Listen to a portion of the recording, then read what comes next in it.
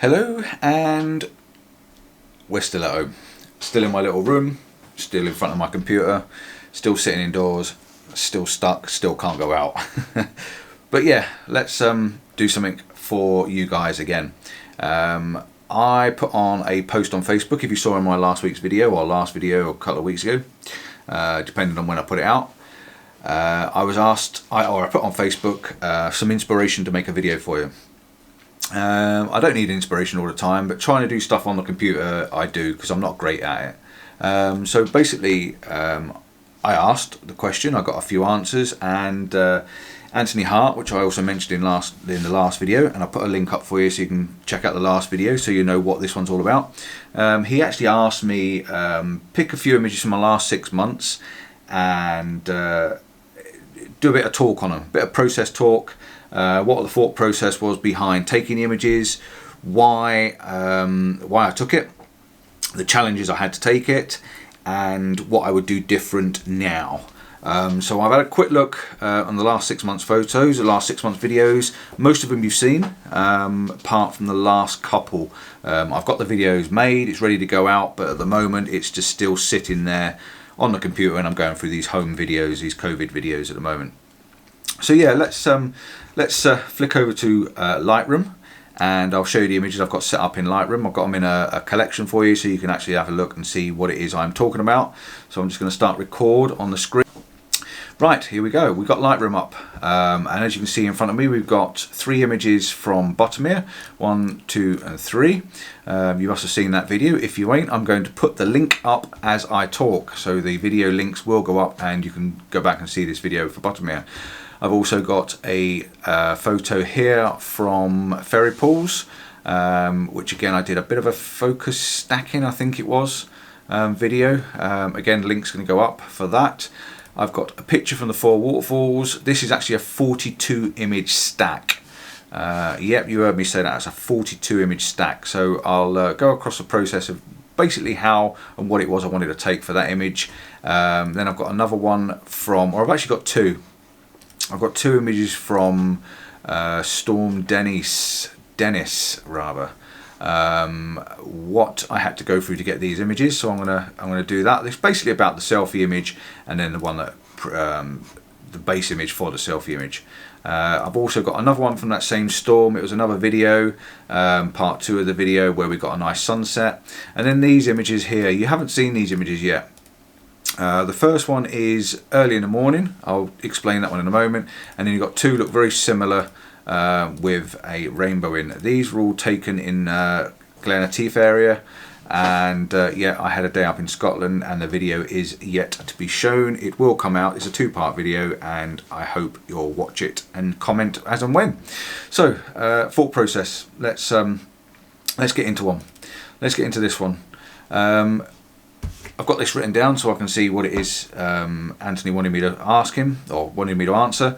The thought process behind the image. Well, the thought process was simple. I'd never been to Botomir before, and I wanted to go to Botomir, and I wanted to do the lone tree before it turned into nothing. Owen said to me and Denise, do we fancy going up for a sunrise? So the question was to ourselves, do we? Yeah, we do. Stupid question, really. Said to Owen, yeah, it's fine. He was driving. The video's been out. Like I say, if you watch the video, you'll see how it's, you know, what it's all about and how we did it. So yeah, the thought process behind that really was inspired by Owen saying, should we go up and do the Botomir tree? So yeah, that's basically the thought process. Why I took this image, right? The reason I took this image is because I wanted my own version of the tree, the twig, the stick, the whatever it is people want to go on about it. This is what I wanted to take. I wanted my own version of it. I'd never seen it before, and it's something I wanted to go and do. So that's pretty much why I wanted to take the image. This particular image, I've taken it because I wanted to line the tree up in the gap in between these 2 mountains, and there was another photographer there, so I was jostling with a little bit of position. I'm going to go over to the next image as well while I'm talking. Same again, it's the same image, a little bit wider, and the third image is the same image again, but on a vertical rather than a horizontal. Going back to the beginning, the challenges. The challenges for this was, 1, getting there for the sunrise. So we had to get up really, really early, travel in the dark, drive up, find somewhere to park, and you know, get ourselves ready for this this tree. I knew where it was. I knew it wasn't a great walk. So all Owen had to do was get us there, and I would do the rest. We did get there before sunrise. It wasn't a problem. The second challenge was getting in position. Like I said, there was already a photographer there, so getting in position for this was quite difficult because he had the prime spot, and like I say, I wanted to get as close as I could to this center, which he was more than happy for me to share. As you see in the video, I got very, very, very close to him, and he was more than happy for me to be there. In fact, it was his idea to actually, you know, squeeze the cameras as close as we could, because we knew the sunrise was going to be good. We could tell what was going to happen, so it just had to be done. The other challenge, there was one more challenge, as the light started to come up and this sky started to go really bright and crimson red. The challenge was this white part. It was so bright in the background because there was no clouds over there, so to balance the top with this was very, very difficult. If I bring the information up, you can see there it's a HDR, so you know that I've had the trouble with the HDR. I've actually had to do a photo stack to get the different exposures to try and control all this, and it was quite a difficult shot. Not the best one. I actually prefer these two, this one and this one. The reason being is because the sky's slightly darker and I've got some foreground interest. There was some frost down there, and I wanted to get this frost and this ice on the water, and having this nice little shape at the bottom of the image was just lending itself and screaming out to be taken. So that was my challenge, to actually get all that in. What would I do different? This was the other part of the question. What would I do different? Not a lot, really. I think what I would probably do different, if I had the chance, was to take another exposure, even darker still, just to control that light part a little bit more. But then saying that, it would probably look too fake if that was too well handled. It's not clipping. You can see in the histogram on all three images, I'm pretty sure it's not actually clipping the highlights. That one, and the first one. Let's go back to that one, and again, it's just touching there on the yellows, but otherwise it's not really clipping. So that's that image. Let's go to the next one. Let's jump straight over to this one, otherwise we're going to be here all day. This image was taken in Ferry Pools in North Wales. Again, we'll start for the thought process. The thought process was me, Owen and Simon were already over there. We've been over to meet Jason Jones because we were supposed to be going to the Faroe Islands, which is now going to be put off to 2021 because of the virus. The thought process behind this image was Simon and Owen. They basically said, look, we want to go to Ferry Pools. What do you reckon? I'd never been there before. Hell yeah, let's go and do it. Video's up, you can see the video, you can watch what we went through to go and get it. So that's pretty much the thought process. The suggestion was chucked at me and I was, yeah, go for it. I've never been there and I wanted to do it. Behind this image, the thought process behind this actual image, I wanted to get the swirly water. I wanted to get the swirly water and the flow and the movement coming down through the hill, through the ravine, the cavern, or whatever you want to call that part up there. But I wanted to get this swirly water. So the thought process for me on this image was basically just to get this flow of water, and I've just seen the door opening right behind you, and I've got a cup of tea coming in, so we can't argue with that, can we? So I'm going to move my cup out of the way. Thank you, dear. Look at that, look, she loves me. Where's me biscuits? Oh look, I get a second-hand biscuit as well to go with it. Thanks, babe. Right, so yeah, the thought process behind this image was to get this swirly water and to try and control the exposure for that. As you can see, I've got a 1.9 second exposure up on the top of the screen, and that's how I handled getting that movement. It wasn't a stacked image, but I have had some Photoshop work in the background just to soften it and to make it look the way I wanted it. The challenges on this was, one, the speed of the water and not getting too much movement up here. The other challenge was the positioning. I had to get in a position where I was balanced over some rocks and leaning forward, and it wasn't the easiest place to get into, but I think I can show it in the video where I was. So that was quite a challenge to get there, and also getting down there. It was quite a steep walk to get down to the bottom of the waterfalls where it all happens. It's quite steep and quite slippery, and very challenging on the feet, if nothing else. What would I do different? These twigs, I'd climb over the rocks and rip these twigs out. No, I don't know. I think I'd probably use the polarizer a bit more, just to try and control this light part of the image a bit more, and try and just bring that glare down just a little bit. But I do like this nice soft feel coming through the top. So I wouldn't do a lot different, but I definitely would maybe try and move position. I don't like these twigs, and I don't really like this twig at the top there, so I could spend a bit more time on Photoshop and take them all out. But what would I do different? Just maybe different conditions, different day, more than anything. Let's just quickly go over to this image. This, like I said, is a 42 image stack. I'll just show you the 42 images. These are the 42 images. They're all along the bottom there. Go into grid mode for you. This is the 42 images I took to get that one shot. And as you can see, there's the final, that one there. There's the final cut of the image. 42 images. They're bracketed. So you've got a light one down to a dark one. Look there. And that'll be shot in 5. All sets of 5. And then, I don't actually know why it's 42 because normally shot in 5. I would have thought it's 40 actually. And then the stacked ones. So yeah, I've got 40 images all stacked in all 5s, different positions, pointing across the water, pointing across the rocks, pointing across the rocks right in front of me. It came to the final image something like this, or even wider still, should I say. It came to a really wide image, and then I've just basically cropped it down to make it suit the one that I want. Spread the image out nice and wide. It took a lot of blending to do, and it was quite difficult to get all this water and everything to line up. So that was my challenge with that, getting it all to line up. What would I do different? Yeah, so I would probably maybe lift the camera slightly. There's not a lot I would do different in that image, I think. Just again, different conditions, and I was there again last year. And I'd go back and do the same thing again, but I just love that flow. If I could just get a bit further round to the left just to see this waterfall there, maybe that would be quite nice just to set it all in. But yeah, that's pretty good, pretty good. Right, the next image was this one. So Anthony, the thought process behind this was, I'd known about these rocks. I've had Jason Jones talk about them and I've seen them. And again, me and Owen discussed about going over in the storm. We knew it was going to be windy and we thought we'd get some waves crashing against these rocks. Some people may have thought it was stupid, but we calculated the risk as and when we were walking over the hills, and the wind was blowing in towards my face and not over the top. So I wasn't likely to go over the top, it was coming towards me. Challenges. The challenge was, one, to get down from the edge of the cliff down to this edge of the cliff. It was really windy and you had to go very, very slowly, and the wind was coming at us at, I don't know, 40, 50 mile an hour. And again, if you watch the video, you can see how bad it was. It really, really was. The biggest challenge for me, more than anything, was being able to stake the tripod down. I had spikes on the tripod was staked into the ground, and I had my bag hanging on it as well, just to make sure it didn't blow away.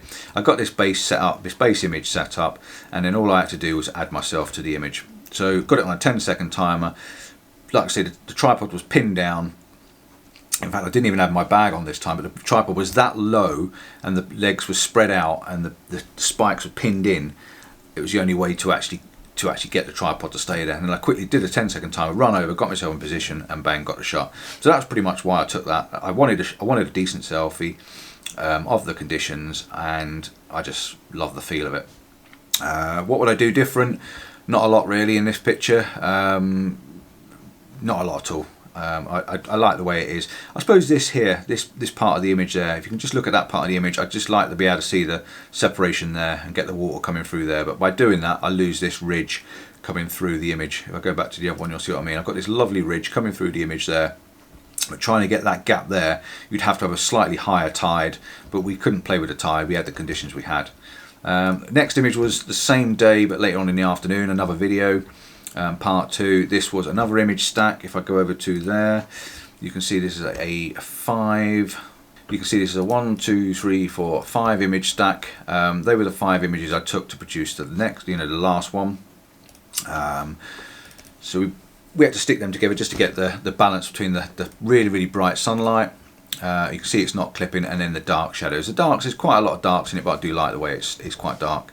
So why did I take it? Because we were there, the sun was going down, we had to get to the top of this hill, it was a massive storm, the wind was blowing, the sky looked amazing, so that was why I had to take it. I just needed to get that sunrise, the sunset. It was an absolutely stunning looking evening. The challenge was the wind, the conditions, the weather. Climbing up that steep hill was really quite hard work in those conditions, and yeah, the challenges were basically the wind and trying to keep the camera still. The other challenge really for this image was controlling this light. Because you're shooting straight in, I had no filters on this. This was straight into the light. Controlling the light was really quite the hardest thing to do because you've got such a bright sun and these really dark shadows hidden around here in the corner. But I think I controlled it reasonably well in this image. Some would say it's a bit dark at the bottom, but I like that darkness. I like the mood in the image and the light reflecting across the water. What would I do different? I'd probably not lose the bottom of this image down here, and if I had a wider lens, I could have had a wider lens on and to bring this round, or even slight panoramic just to get the edge of this water flow around in this corner. But in all fairness, there wasn't a lot I could do different on that day. It was so windy, I just went with what I had, and couldn't mess around too much. Let's quickly go over to Scotland. Scotland images. You haven't seen these yet. This is Glenateef, and this is the Buchel Mountain, I think it is. We decided the thought process behind this image and the next image, the thought process behind this was to get up and do a sunrise. Me, Owen and Simon again, we come up to this crazy idea of doing like a 24-hour or 30 hours trip to Scotland, which we did, and the video has been recorded and will go out. It's just a crazy mental video. There's nothing fancy and flash about it. It's just us three guys going mental and running around Scotland taking photographs. This was the first image of the morning, or one of the first images of the morning. In fact, I think it was the actual first image I took of the morning. We got up, we came back for the location. The thought process was getting this nice flow of water with a mountain behind it and the conditions in the snow. Why did I take it? Because it's a classic, because it's there. Simon's never been there before. Why? Because you got away. Everyone needs a picture like this, and I'll just every single time I go it's different, so I will take it every single time, no matter how many times I've seen it before. The challenges, yeah, the challenge was it was drizzling extremely bad. It was really drizzly, dark because the sun hadn't come up yet. Trying to get the water movement, trying to balance the exposures, just everything. There was loads and loads of challenges. One of the biggest challenges here was actually getting to this location. It is so muddy, so boggy, and so wet and slippy. You really got to be careful where you put your feet, and that is a challenge on its own. What would I do different? Ooh, right, well, not a lot again on this image. I've taken several images and you'll see them in the video, but in all fairness, I like the flow of the water, I like the tree position, I like the framing. I suppose maybe getting rid of a little bit more of this on the side there. If I could change it by anything, I'd like to get the tripod into the water. If I can get the tripod into the water, look down on this waterfall and push the view across that, the top of that, it would be fantastic. But you just can't. It was just muddy and slippy and really, really wet. And I don't know how deep that water is. This image, again, this image is a grab shot. This was a handheld grab shot. We got into the car literally, I don't know, is that half an hour? If I can go to the information on that last shot, let's have a look. Information on the last shot. We have got 7:10 in the morning, and then the next image is 8:20. No, yeah, 8:21. So it's about an hour's time. An hour later on, we got in the car, we'd finished doing what we were doing, we'd had a cup of coffee, we'd got ourselves set up, marking our way home, and then suddenly the light came out, bam, it hit the side of the Buchel Mountain, and I knew a rainbow was going to happen. I could just tell a rainbow was going to happen. And I said to him, quick, got to stop the car. So we stopped the car, we jumped out of the car, quickly grabbed my camera, bang, I got myself a picture of the rainbow just as it came out, the light bouncing off the top of the mountain, absolutely fantastic conditions. But the challenges for this was trying to get something that worked in the foreground, because without that something, this just doesn't work. Yes, there's a bit of a line leading you through the image. Yes, I've got this bit of a mossy stuff going through the image. You've got this lovely arc over there. They sort of set on the thirds and the horizon. This is on the thirds. You know, I've got all these elements going on, but the foreground was just scrappy and not very nice. So I quickly run around and found this. So I can see the image it's not coming up very well at the moment. It's taking a bit of time to actually drop in. But I had to run around quickly to try and get a foreground, and the best I could do in the conditions, considering it was just starting to rain, the rainbow wasn't going to be there for long. I found this rock, and I literally just lined myself up, got the rock in the foreground. I'm a little bit central on the image, but the rainbow and everything just seems to work. And it does look a bit messy on this recording. I'm ever so sorry about that, but when it drops in properly, it does look quite nice when it's processed and finished. So that's pretty much the thought process behind them. So going back to the grid, I've got a bunch of images. I hope this explains a little bit to what I took, why I took, and how I took it. I know I'm not great at these kind of style of videos, but at the end of the day, you know, it's different. Maybe it's my view, my thoughts and my process. So I hope that answered your questions, Anthony. But thanks for the question. Thanks for being on it. Thanks for being on last week's video. And yeah, please leave any comments. Let me know what you think of this video. Would you like to see more of this sort of thing? Would you like to see me process an image or show you how I went through an image? And yeah, till next time, I'm going to say thank you again. Don't forget, like and subscribe. Hit the notification bell. And yeah, I'll see you probably indoors next time. So till then, ciao for now. Stay safe and wash your hands.